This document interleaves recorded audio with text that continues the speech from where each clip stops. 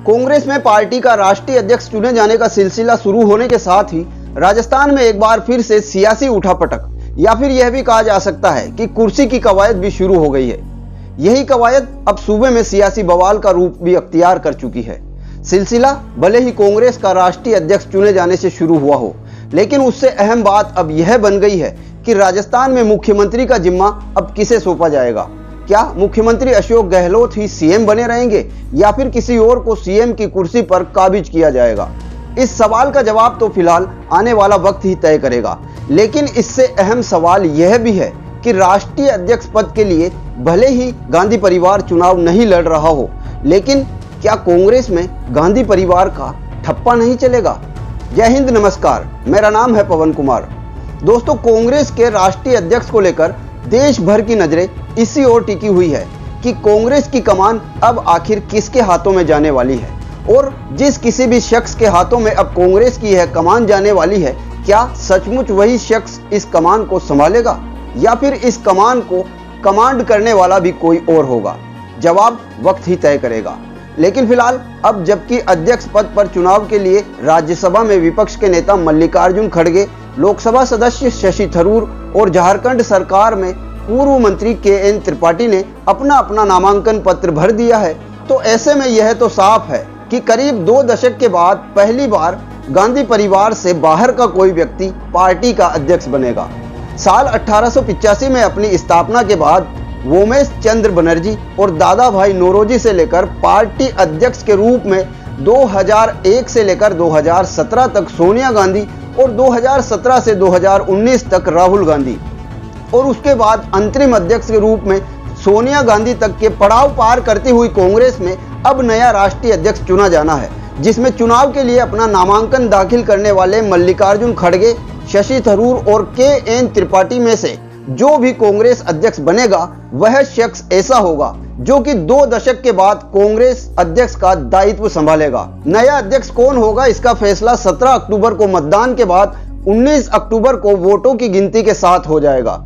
हालांकि राजस्थान के मुख्यमंत्री अशोक गहलोत भी राजस्थान की कथित बगावत से पहले राष्ट्रीय अध्यक्ष पद के लिए सबसे योग्य और सबसे मजबूत उम्मीदवार माने जा रहे थे, लेकिन 29 सितंबर को राजस्थान के घटनाक्रम पर अफसोस जताते हुए उसकी नैतिक जिम्मेदारी उन्होंने ली और सोनिया गांधी से माफी मांगते हुए खुद को अध्यक्ष पद की दौड़ से बाहर कर लिया। ऐसे में अब गहलोत ना सिर्फ अध्यक्ष पद की उम्मीदवारी से बाहर हो चुके हैं, बल्कि उनके मुख्यमंत्री बने रहने पर भी संदेह उत्पन्न हो गया है। गहलोत ने खुद यह संकेत दिया कि उन्होंने सोनिया गांधी के सामने अपने इस्तीफे की पेशकश भी की, जबकि संगठन महासचिव KC वेणुगोपाल के मुताबिक राजस्थान के मुख्यमंत्री को लेकर सोनिया गांधी का फैसला भी जल्द ही सबके सामने आ सकता है। बहरहाल राष्ट्रीय अध्यक्ष की रेस में से राजस्थान के मुख्यमंत्री अशोक गहलोत के बाहर होने के बाद जिस तरह से सोनिया गांधी ने मल्लिकार्जुन खड़गे को चुनाव लड़ने के लिए प्रेरित किया, उसके बाद खड़गे की जीत लगभग तय मानी जा रही है। जबकि मीडिया रिपोर्ट्स के मुताबिक खड़गे के प्रस्तावकों में पूर्व रक्षा मंत्री AK एंटनी, दिग्विजय सिंह, अजय माकन, भूपेंद्र हुड्डा, पृथ्वीराज चौहान और अभिषेक मनु सिंघवी जैसे पार्टी के कई बड़े नेताओं के नाम शामिल है, जिसे भी उनकी जीत का एक संकेत ही माना जा सकता है। खड़गे अगर चुनाव जीतते हैं तो यह ऐसा पहला मौका होगा जब दशकों बाद कांग्रेस को एक दलित अध्यक्ष मिलेगा। 80 साल के खड़गे पार्टी के पर्चे बांटने वाले कार्यकर्ता, छात्र नेता, विधायक, सांसद और केंद्रीय मंत्री रह चुके हैं। गांधी परिवार भी उन्हें लंबे समय से बड़ी जिम्मेदारियों के लिए चुनता आया है। 2014 से लेकर 2019 तक खड़गे लोकसभा में कांग्रेस के नेता थे और 2021 से वे राज्यसभा में विपक्ष के नेता है। बहरहाल कांग्रेस के राष्ट्रीय अध्यक्ष पद के चुनाव में जीत हासिल करके खड़गे अगर पार्टी अध्यक्ष बनते हैं तो यह देखना दिलचस्प होगा कि वो कांग्रेस के एक व्यक्ति एक पद वाले सिद्धांत के तहत विपक्ष के नेता बने रहते हैं या फिर नहीं। हालांकि पिछले कुछ दिनों के घटनाक्रम से संकेत यही मिल रहे हैं कि भले ही गांधी परिवार का कोई सदस्य चुनाव नहीं लड़ रहा हो, लेकिन गांधी परिवार किसी न किसी उम्मीदवार के पीछे खड़ा जरूर होगा।